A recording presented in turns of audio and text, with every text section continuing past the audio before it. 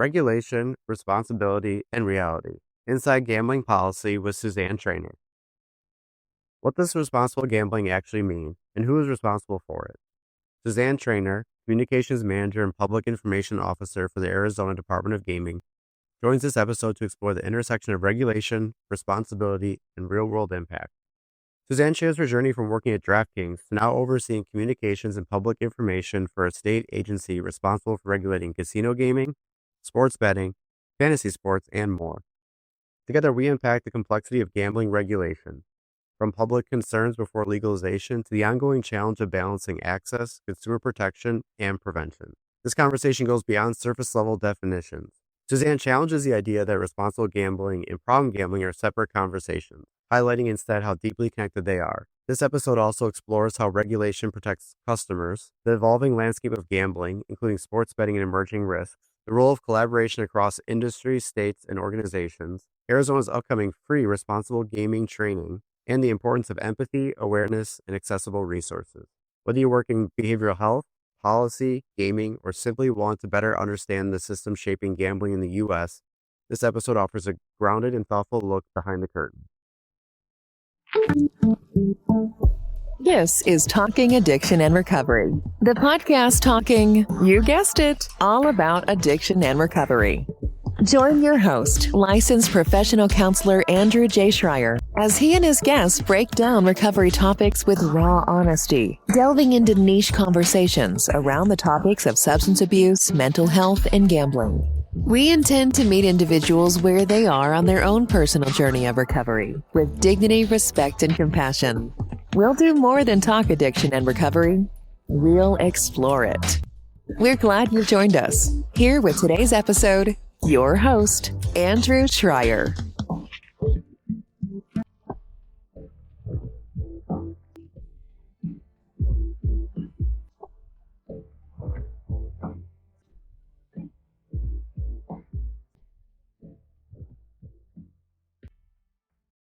Suzanne Trainor is a Communications Manager and Public Information Officer for the Arizona Department of Gaming, where she leads communications for the agency and its division of problem gambling. Her work focuses on raising awareness around responsible gambling and connecting individuals and families with prevention and treatment resources. In her role, Suzanne helps communicate important information about Arizona's gaming landscape, which includes tribal casinos, event wagering, fantasy sports, unarmed combat sports, and horse racing. Before joining the department, she worked in corporate communications at DraftKings, giving her a unique perspective on both the industry and responsible gaming. Originally from Massachusetts, Suzanne now lives in Phoenix with her husband, Scott. She holds a Master of Public Administration from Suffolk University.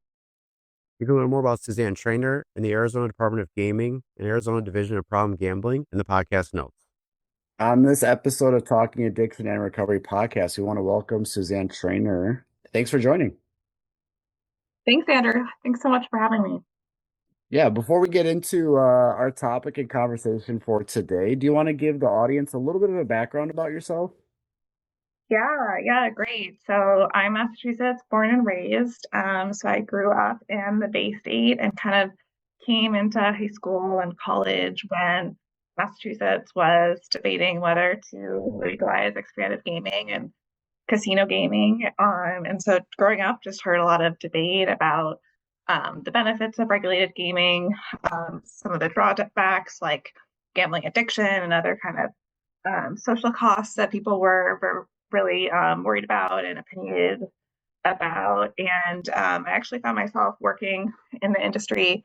I worked in DraftKings corporate communications, and I was there at the company from 2018 to 2023 and got to see a lot of the responsible gaming work that team did. And I found myself kind of having a break in between that job and my current role. So now I am the communications manager and the public information officer for the Arizona Department of Gaming. And so we regulate casino gaming in the state. We regulate event wagering, so sports betting, also fantasy sports. We regulate boxing and mixed martial arts. And we also have the division of problem gambling under our wheelhouse. So definitely love getting back to responsible gaming, communications, problem gambling resources, for Arizonans. And I'm really excited to be on this podcast to talk more about that. Yeah, I want to ask you before I get into your current role.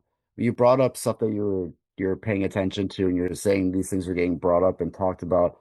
I think not a lot of people are aware of all the stuff that goes on prior to when all of a sudden something becomes legal or something becomes allowed. You're mentioning like this is coming up for debate. I think a lot of people hear about it in the afterwards, right? So now all of a sudden something becomes legal or something becomes allowed. Can you give any just feedback or insight into, or even like what that was like for you when you were hearing stuff that was being talked about or being debated? Like what's that like to then have that go on, either from your experience or your perspective? Because I think most people don't know a lot about that side at all. They hear a lot about things afterwards, but not prior to. So can you give any insight into like what that was like for you just to be going through that or what that was like hearing certain things? Any experience you can share with us on that? Yeah, yeah, definitely. So there was a lot of opinions and a lot of work going on. So I was actually a intern in the Massachusetts State House in 2011. And at that point, they were kind of, the legislature was kind of giving its final like touches on an expanded gaming law. And so the way the law was written, I think, was up to three casino licenses that the Massachusetts Gaming Commission would award after, a lengthy process of doing their due diligence and their suitability review. And so I was studying political science. I was really interested in government and politics. So I probably paid more attention to it than a lot of people. But I also feel like a lot of people, just everyday residents, were very kind of concerned about it. They knew Massachusetts had a lottery. They knew that the gambling was happening, but they were like kind of worried about it in their like quote unquote backyard. And what they were kind of relaying just in like everyday conversation was like, is this going to increase traffic? Is this going to increase addiction? Are local businesses going to, be affected in a really detrimental way when some of these bigger casino venues came in? But it's really interesting, like full circle for me now working in this industry. I see some of those kind of skeptics of regulated gaming now, like working in problem gambling and working in gaming, and it's very exciting to see like people's like passions like bubbling up to the surface in their everyday life. I spent a lot of time networking and talking to people before I got this Arizona job because I was trying to make more connections in the industry. And, there was countless people that, had some reservations about working in gaming or expanded gaming. But, they became very passionate about it. And so they followed it and then they found, careers in it as well. Yeah, it's fascinating because I think there's a lot of people that sometimes don't even know what's going on, but some people find out what's going on and they decide to get into advocacy. They want to share concerns. They want to talk about. I think there's some people then that they wonder, well, what's my voice worth? Like, are people going to listen to me? Are people going to hear me? I see this when we open up treatment facilities, right? And there's like these town hall meetings and there's these things that come up about people that are concerned about, is it going to increase addictions? Are going to be like we hear that a lot in substance use world. Gaming, gambling is going to hear about that a lot too. So this is a very fascinating background that you bring into this perspective because we haven't really had that discussion on this podcast that much. And I want to ask you about the term itself, regulation, right? You Mhm. know me, I'm a person on language, and I think we hear a lot about regulation when it comes to gambling and gaming. You don't really hear about regulation with substances that much. We tend to hear about law enforcement. We tend to hear about in mental health. We don't really hear about regulation as much, but regulation's a pretty big word for gaming and gambling. So for someone that may have little clue or not much insight into like what that means. How do you try to explain the role of regulation when it comes to like gaming and gambling and stuff like that? Yeah, I really like that question. I think there's a lot to that. I think regulation can be a very vague word. I think for us, it's a couple of things. One thing definitely I think is like kind of the traditional sense of regulation, which would be oversight. So just keeping, so at the Department of Gaming, what we do is we grant licenses to companies and organizations that want to deliver, offer gambling in Arizona. And so once we grant that license, that operator or that organization kind of has a really strong relationship with us, where they're, constantly going back to us if they have like an incident, if a consumer reports an incident to us. There's a lot of communication, incident reporting, and that goes back and forth. I think the oversight too touches kind of what we were kind of discussing in Massachusetts, like the different laws and regulations that we see into play. That's something that the legislature typically grants an agency like ours to oversee, make sure the framework is working as intended. And at the department, we really see regulation go hand in hand with consumer protection. And so that touches problem gambling and responsible gaming as well. And so with consumer protection, we just want our licensees to do the best job that they can. And we want to keep tabs on them however we can. And then the final thing I'll add is that regulation can be kind of a scary word too. And so we feel that we want to make sure that Arizonans get the resources and the information and the help they need when it comes to problem gambling. And we don't want to get our kind of like regulation brand in the middle of that. And so we actually set up a separate webpage, problemgambling.az.gov, which is different than our agency website. And the team there, when that was started, really felt strongly that government can kind of be scary for people. It's all about enforcement a lot of the times. It's not always about participation and services. So when we roll out kind of new communications and on my side in communications and operations, we really like intentionally sometimes focus more on the services and programs instead of regulation itself, because we realize that it can be like much more accessible if you're not using the word regulation in like a very like government enforcement type of way. Yeah, there's so much to. I always talk to people when it comes to gambling in particular, with all of the, regulating and gaming. I feel like there's this polar sides of it, right? Where I get the sense that there's some people who they struggle with it, thinking like it's a tagline where, it's a nice thing to say that there's responsible gambling and that there's these regulations. But then I also wonder, like, what if there wasn't any of them?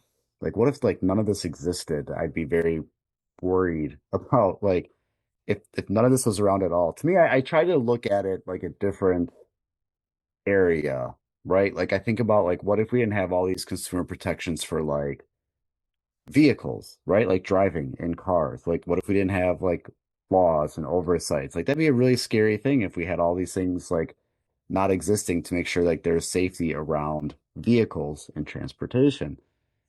And then we enter a world of gambling, and I don't know if people struggle with like it's not good enough, or if people struggle with the idea that like it can be better. In your experience, what do you hear people wanting either more of, or what do you hear people saying like we're not, yeah, we've got this, but we're still not there yet? I'm just very curious on, I see people struggling with it's not good enough, but also I also worry if we didn't have any of this, we would be in it'd be a very concerning spot.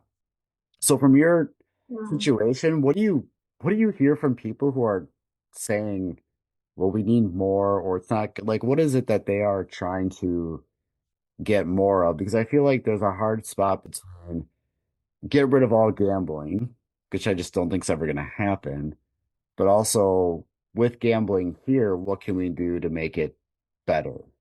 And we talk about licensing, we talk about regulating, we talk about consumer protection, we talk about all this type of stuff. What is it that you hear from people who are trying to ask for more things or better things? What comes across your way? I imagine you hear quite a bit.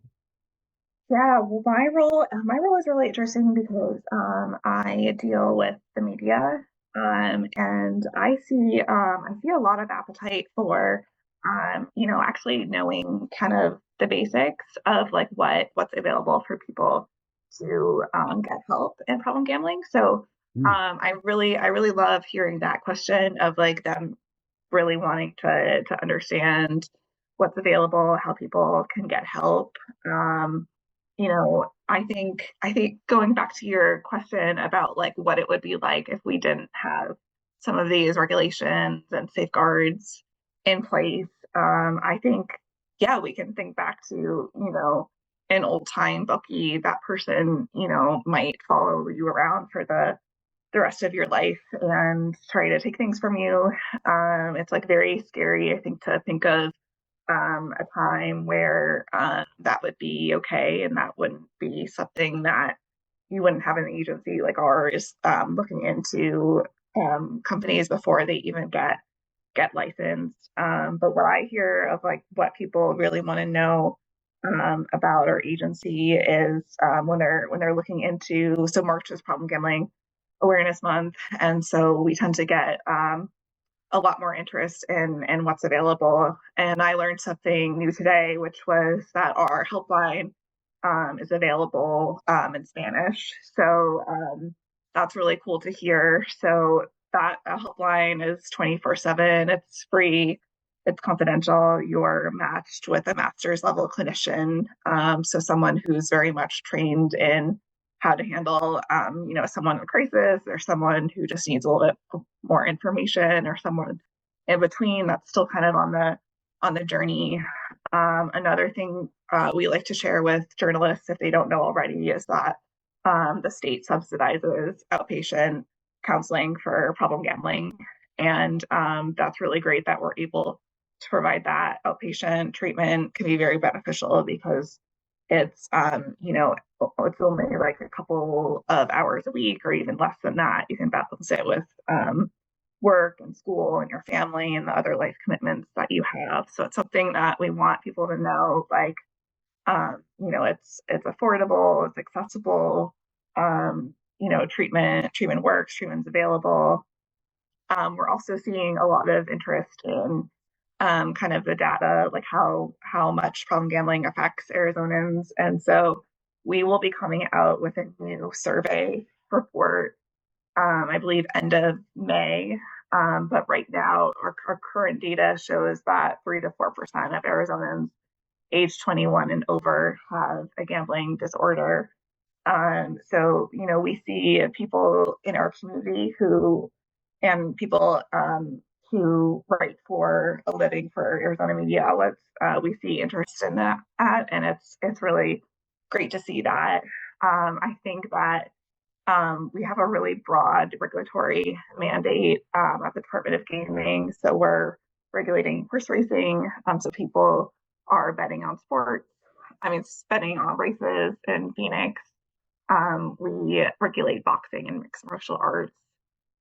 And so event wagering, sports betting is actually just one part of our whole, regulatory portfolio. But we recognize that's growing. That's going to create, it's already creating a need for enhanced services. And we're kind of an older program, voluntary self-exclusion. We're trying to shine a new light on that. We have a new team in place that is taking appointments at our Phoenix office. And so, kind of my first week at the agency, I saw a woman come in to do a self exclusion appointment. And that was very powerful because she said something to me like, I'm getting back the gift of time. So for her, problem gambling may not have like touched her finances as much. What she really wanted from self exclusion was getting her time back, spending time with her friends and family. And so people we see in Phoenix and other places, take the time off work, come into the office, self-exclude. You can self-exclude from casino gaming. You can self-exclude from event wagering and fantasy sports, or you could do also. Yeah, I'm glad you mentioned that one aspect of the time that person wanted, because I always talk with people about we think about finances with gambling and gaming, but we also don't think about like the other impact that it has. So the fact that that was looked at and seen, I greatly value and appreciate that. I want to talk to you about, I go to the website for, Arizona, the Department of Gaming, and I think some people have this idea that if we talk about gambling, we can take all these approaches and just kind of throw it onto everything. But even when I look at the website, we talk about like tribal gaming, boxing, you mentioned, racing. Can you give some insight, or correct me if I'm wrong, but there are so many different areas related to gambling and gaming that it takes a lot of work to develop these things for all these different areas versus like saying, well, can't we just throw like a blanket net over everything?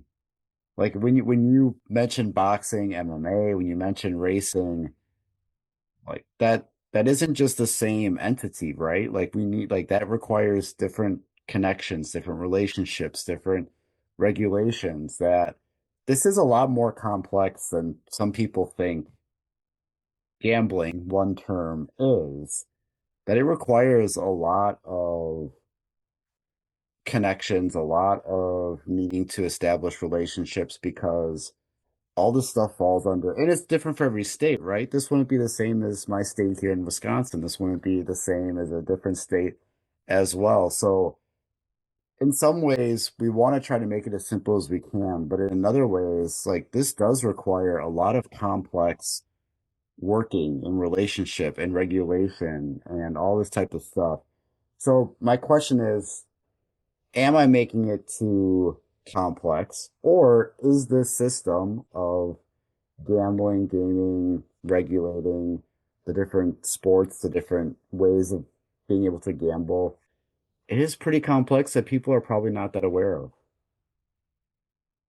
Yeah, yeah. So actually our website, we are going to be transitioning and like updating a bit more, but funnily enough, like when I was applying to my current position, like I felt like the website and its layout was like perfect for a job applicant, right? Because it's like all the different areas that we regulate. The website has a lot of FAQs on like how to get licensed, and that varies a lot whether you're trying to get licensed as like a fighter for an armed combat sport, or you're you want to be licensed as a jockey for racing, or you are interested in sports betting, or one of the other things that we regulate. So there is a lot there.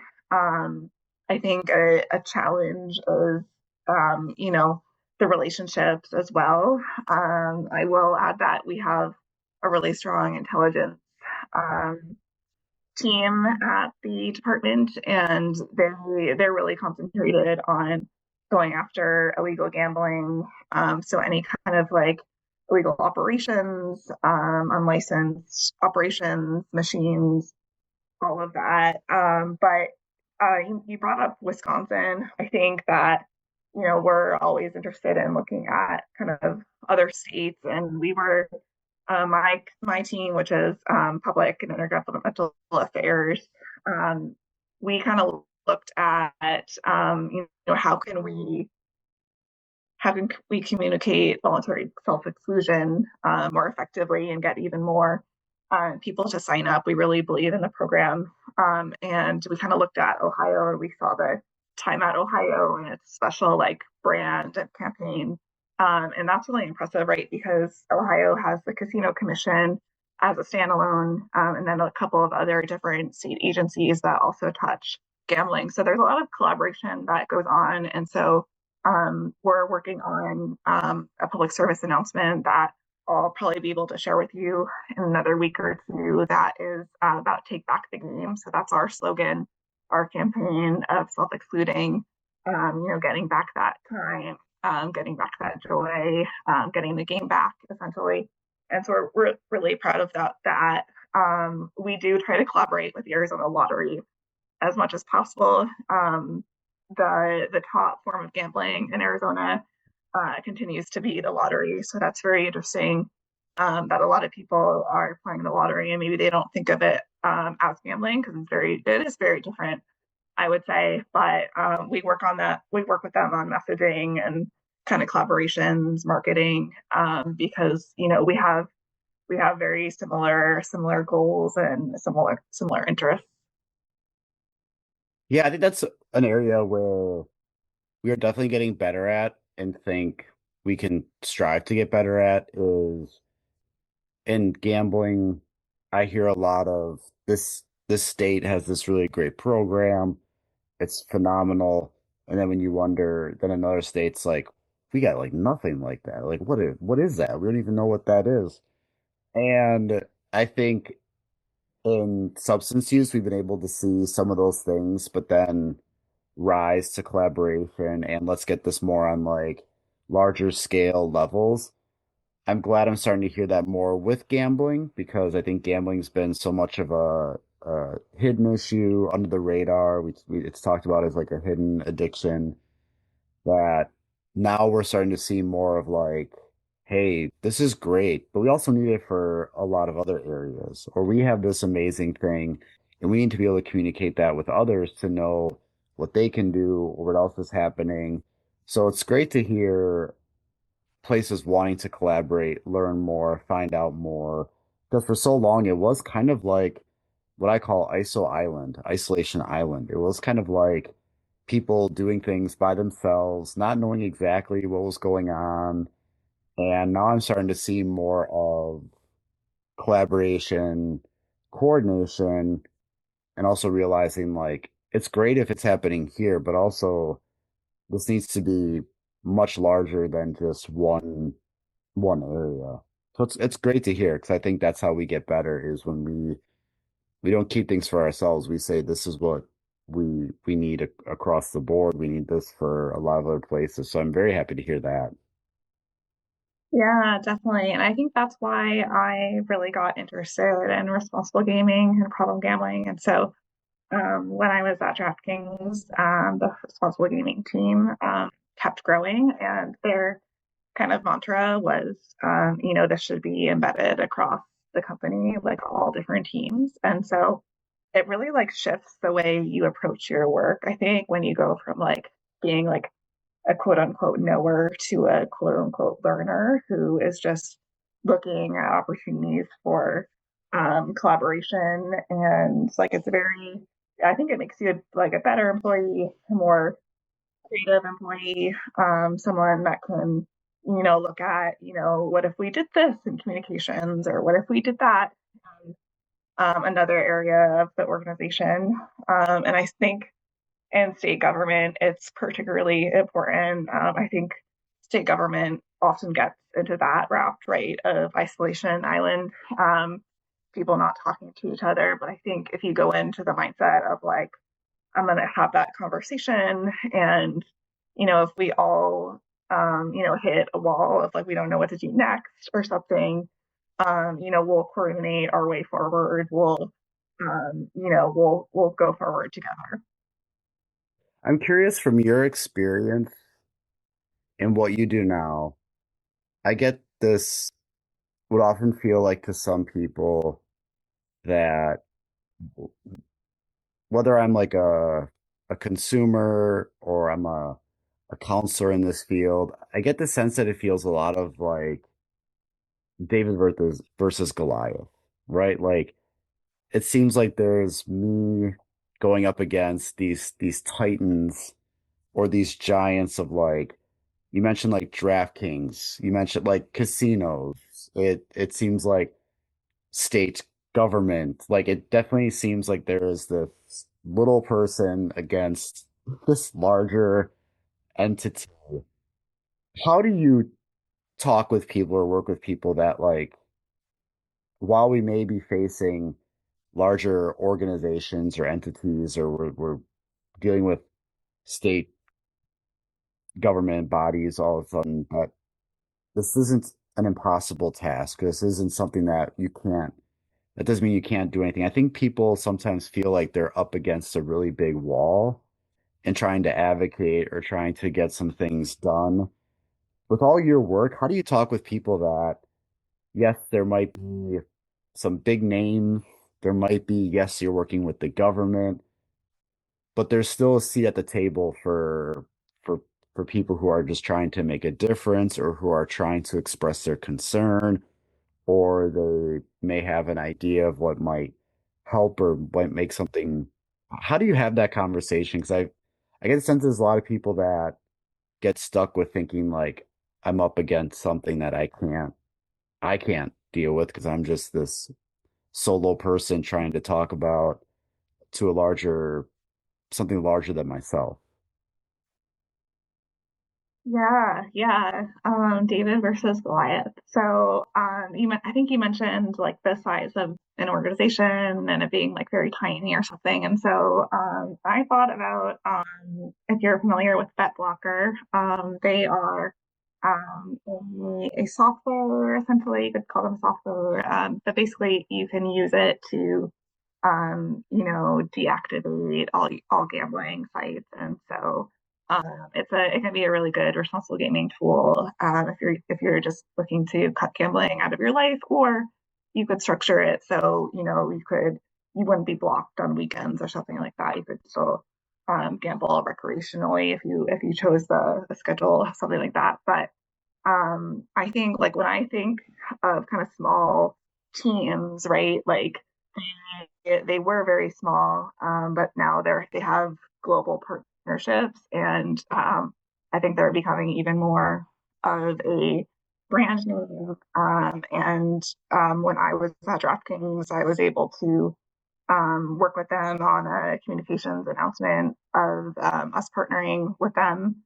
And it's like a very simple announcement, basically just like we're going to collaborate with BetBlocker on responsible gaming software. Kind of like not like very, very newsworthy, I would say, but like a fun thing to work on. That got a lot of actually attention from media and consumers too. I think it was like, whoa, there's this really disruptive kind of organization that is, free, and you can use their software anonymously or confidentially. So I think there are opportunities to like find those like self starters or people that are kind of like working in isolation because they do work in a very small organization, or they're just an entrepreneur by themselves. And so I think like in the communication space, like that's always such like an opportunity, I would say, to be able to do those collaborations and elevate each other. I think that for us at the Department of Gaming, our licensees, some of them are really large corporations, national corporations. Some of them are really powerful tribes in Arizona. Some of them are, individuals that need to be licensed. I mentioned jockeys earlier. So kind of those individual industry folk. And, we try to treat all of them, similarly. We give them the same guidelines, the same guidance, the same rules of the road. And that's really important for us to be kind of that trusted regulator. Ooh, can't speak right now. Trusted agency. And so, it really makes a difference for us that we're treating we're treating our stakeholders the same whenever we can. Yeah, it's important to know. I think that's just like some good feedback on, I think when people think of just in gambling, because it is also seen as like a very isolated individual issue, I think we're starting to see a lot of larger systems get more involved and getting together. That wasn't always the case. And I think that's just going to always be more important because there's a lot of great work being done by, I am amazed at all the work that gets done by some of the people in this field, especially because it was falling on deaf ears. It was not always having a seat at the table because there's all these other issues going on that this when you work in gambling and gaming, I think you come with a lot of resilience because of not always uh, having that seat there. Sometimes we have to pull up our own seat because that's not always allowed. So I think that's just really important because I think I find myself coming across people who they just see like these working with states, working with organizations, working with companies, and all of a sudden it just feels like it's a mountain that I can't climb when this profession has a ton of people that have been climbing those mountains and making such improvements and stuff like that. So I'm glad you're able to just shed a little bit of insight into that. I want to ask you, I know one of the things that we've talked about before was I'm a big person on language, and people are always talking about responsible gambling.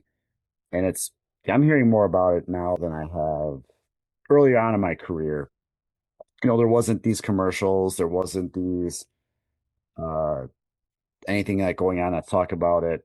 I just always want to make it clear when I'm talking about this that um where I fall in line is that I don't think we should be calling the person responsible or irresponsible. Because when we talk about someone, the individual being a responsible gambler or irresponsible gambler, I think we definitely fall into more of stigmatizing the person. But responsible gambling is something. It's not like it's made up and it doesn't exist. Can you explain to listeners when we talk about responsible gambling, and RG is the other phrase for that, acronym for that, is what are we talking about with RG and responsible gambling? Because people are hearing a lot about it now. They're hearing about it more often. They're hearing about it on ads. They're seeing it at maybe different gambling venues. So I want to make sure it gets the clarity that I think it needs because I think when you throw that word out there, you get a lot of different ideas about what that is. You get some skepticism. You get some strong encouragement. You get that all across the board. So for you and the work that you do, maybe you can kind of give us more of this insight into when we say responsible gambling, this is what we want to refer to. This is what we want to focus on and talk about it. So here's your chance. Have at it Yeah. with the term. I let people know where I stand with it, but I also Yeah. know you do a lot of work with it. So here's your chance to kind of really give your feedback on that. Yeah, yeah. I think that I hear that kind of skepticism or kind of negative feedback about it. Kind of you don't want to call someone irresponsible. That's not respectful. I think responsible gaming is it's important to understand that problem gambling is real and gambling related harm is real. What responsible gaming tries to get at is that there are safer ways to gamble for some of the people gambling that who don't currently have a problem but may be at risk. And so I like to think about this too. So positive play is like really well established in the literature, and they actually studied kind of positive play, responsible gaming. What does that look like? What does that mean? And how does that distinguish from the problem gambling? And so one of the things that they found was that people who gamble for entertainment and for fun and like really view gambling as entertainment and fun alone. And so that wouldn't include, gambling to make money, being a professional gambler, thinking gambling is investing, that kind of thing. When people have that belief that it should be entertainment, it should be fun, we see positive play come into the picture. And so I mentioned earlier, 3 to 4% of Arizonans may have a gambling disorder. So that means a lot of other adults in Arizona who are gambling, they might be able to, um, gamble safer, I would say. And so, one thing that responsible gaming kind of teaches us, though, is what does problem gambling look like? being able to spot the warning signs, I think, is where like responsible gambling and problem gambling lines of thought cross. For me, I don't think you can have responsible gaming without problem gambling, and vice Mm. versa. And so it's very important to kind of understand that healthy play can exist, problem gambling can exist. Let's talk about it. Let's know the warning signs. And I think, yeah, there is the responsible part of it. I think I hear that, especially in people who are recovering from gambling, from a gambling addiction, and they see the word responsible, and it doesn't land well. No one wants to think of themselves or be labeled irresponsible. I think that's like a key disadvantage of the term, but I kind of define it as a safer gambling. Knowledge of what problem gambling is certainly a part of that as well. I think a big part of it too is like we don't really have that for other areas. I think it's just very nuanced for people. Like in my work a lot with substance use, like we talk more about like harm reduction.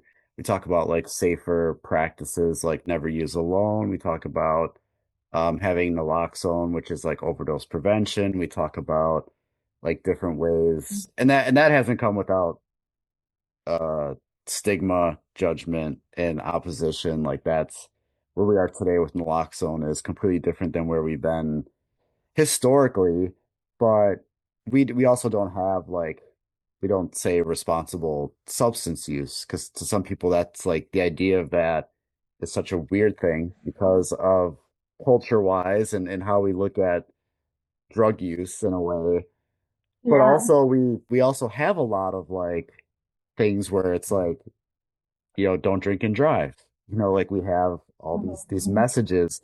So to me, I also think it's part of dealing with just a a cultural aspect of like we are so not used to having that being part of the discussion. What I love about what you said though was it's like we can't have one without the like there's a relationship between the two and being able to discuss that versus I think people are definitely trying to like pull them apart and separate them and kind of like this is a clear like line. And as a therapist, I'm a big person on like boundaries, but I also think we are trying to make it a this or that, um, two opposite sides of a spectrum versus looking at the relationship that exists between the two. So I'm really glad how you phrased that. That definitely brought an insight that I don't hear much, that I don't hear a lot of people. I kind of feel like there's people who stand on one side or the other and try to have this um, strict position on it, but you kind of brought in both of them into the same conversation. Yeah, I think I'm very controversial, but that's how I view it. I think it makes a lot of sense that way, and it's more exciting too from an organizational standpoint because we have at the Division of Problem Gambling we have people very well versed in behavioral health, have spent time, as a therapist, as a social worker, and I come with a very different background, but I have been, exposed to like all sorts of people involved in this issue, and I really see that, it's we don't have to split hairs here. There's a lot of integration that can happen, and definitely like responsible gaming is part of problem gambling prevention and problem gambling, support. And, I think we're all in this together. Yeah, I appreciate that. It's a good insight. And I like how you mentioned too a different perspective with your background and what you've done. Like this is just another way of seeing it versus how others in different positions may have been looking at it. So I definitely appreciate that different point of view, the wisdom of crowds, seeing it from a different perspective. So that's really great.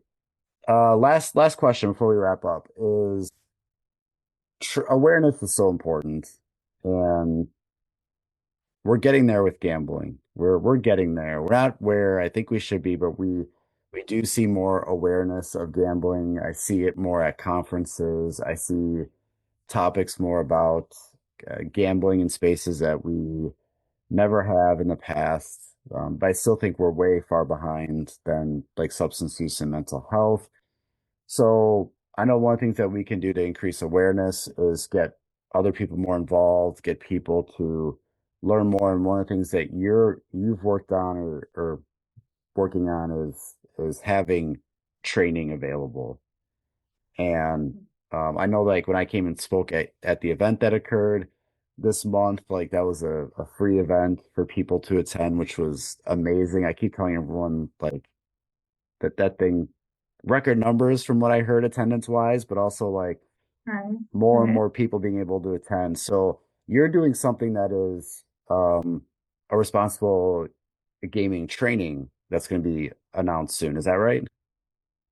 Right, yeah, so we're really excited about this. So, the Arizona Department of Gaming Responsible Gaming Training will be online. It will be free. It consists of three phases, and so I took it earlier this month. It's entirely self-paced. You can just do it at your computer or on your device and take breaks as you need it. But for me, it took me about a little less than 3 hours to go through all three phases, and with those, it's separated into 9 modules. And so it's a really good introductory resource on kind of what gambling is. Like, I think you're right. Like, we don't already always know like what the forms of gambling look like, or we think we know, but there's so much to that of like knowing at a basic level, like what is gambling, and then from there, what is problem gambling. Really good spotlights on how it's affecting different populations. So for me, I learned a lot about older adults. I didn't know that that was such um, a big area of concern, but it does make sense.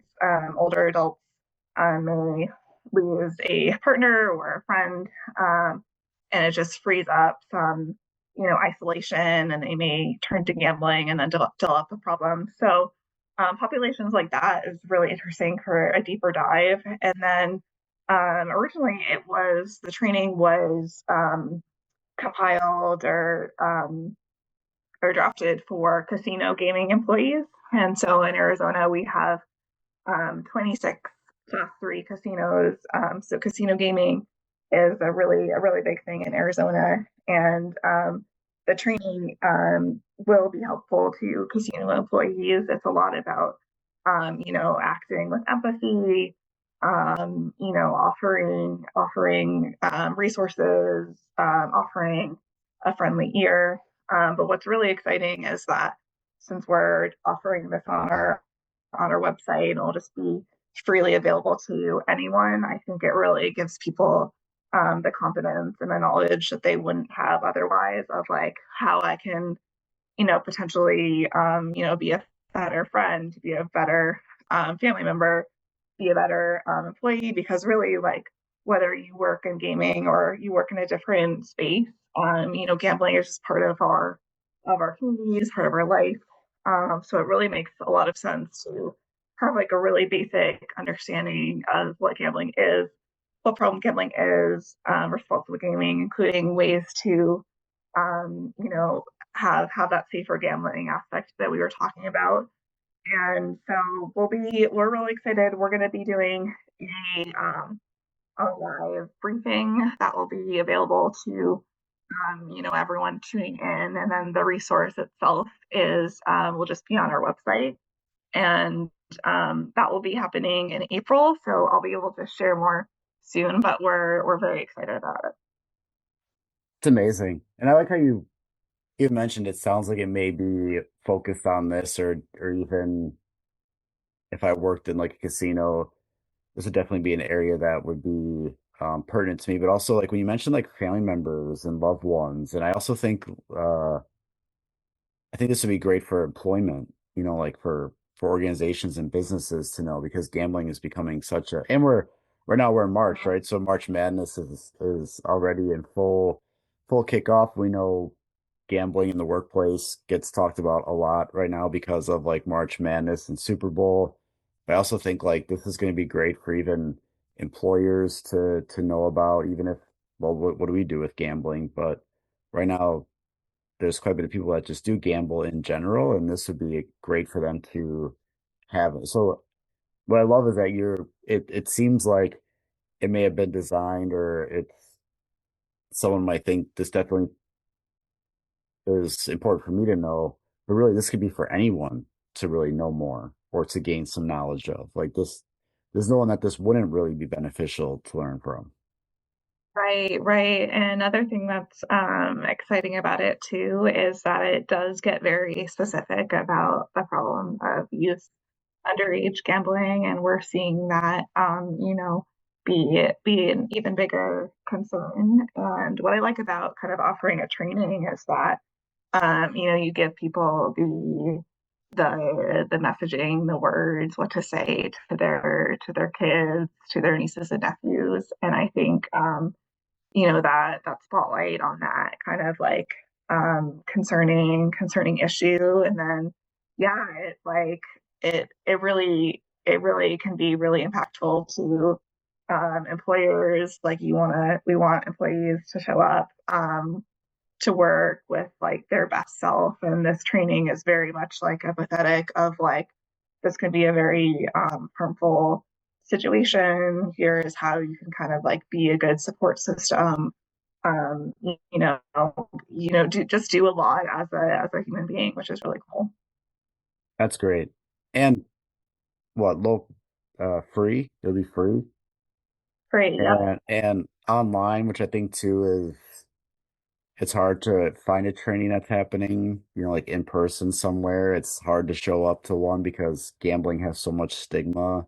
They've also created an online source that makes it very accessible to people, and that's not always easy. So I think that's just an amazing resource that people will now have. Yeah, for sure. It's the way the course is, it's basically PowerPoint slides. So it's very consumable content, very easy to get through. I'm a very slow reader, so it almost took me 3 hours, but I think for a lot of other people, they could get it in well under a half a day, or you can kind of take notes, leave where you left off, hop back on it the next day. All you'll need is kind of that internet connection, or if you've saved the slides on your computer already, you're good. That's great. That's amazing.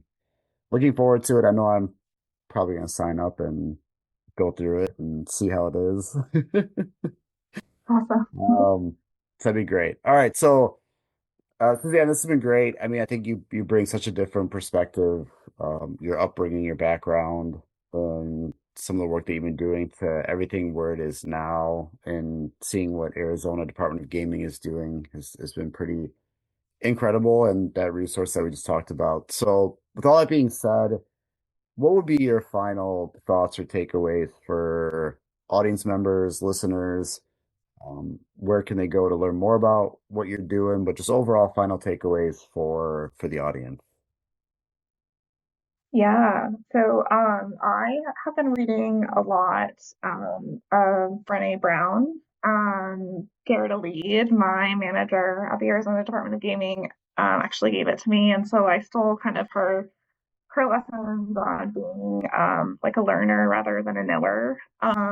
That like is something that I think is like really relevant to our work, whether you wherever you find yourself working. I think the more we can learn, we can move forward as a field. I also wanted to no, we didn't get a chance to talk about that Atlantic article. Oh yeah.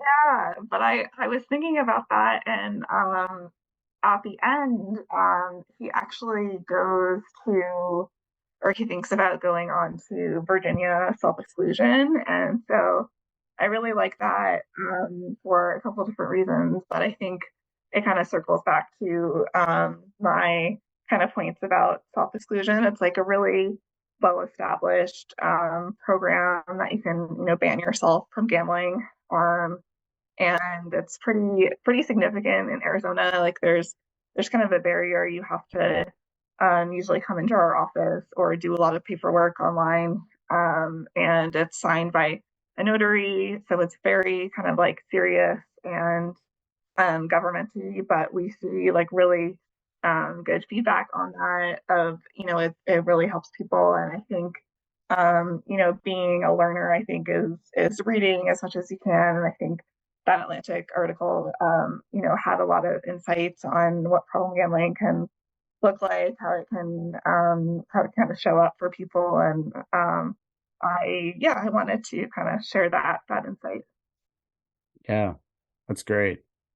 Yeah, thank you for your insight in talking about this. I think these are some of the difficult conversations.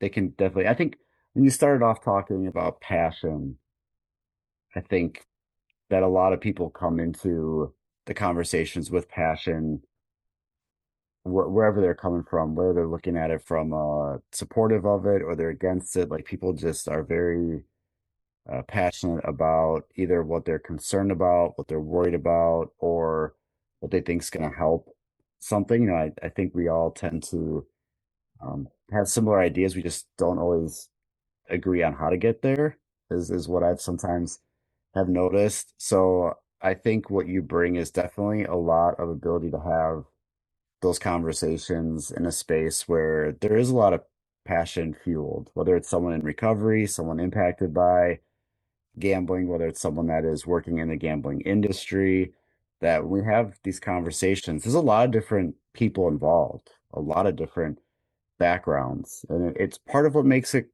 great. It's part of what makes it unique is all the different people who are involved in this aren't coming from the same background, same experience.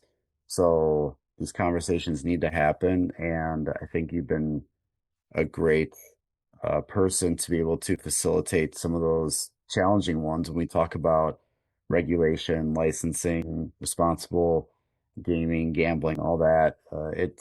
They're usually pretty passionate filled conversations and we need to have them. So I really appreciate the work you've been doing. Yeah, thank you so much.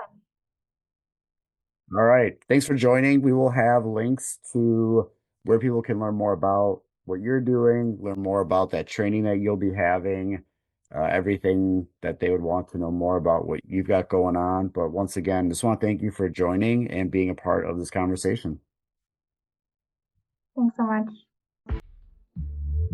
You've been listening to Talking Addiction and Recovery with Andrew J. Schreier. We're so glad you've joined us and invite you to connect further with the show and these topics at www.andrewjschreier.com. That's Andrew J. SCHREIER.com.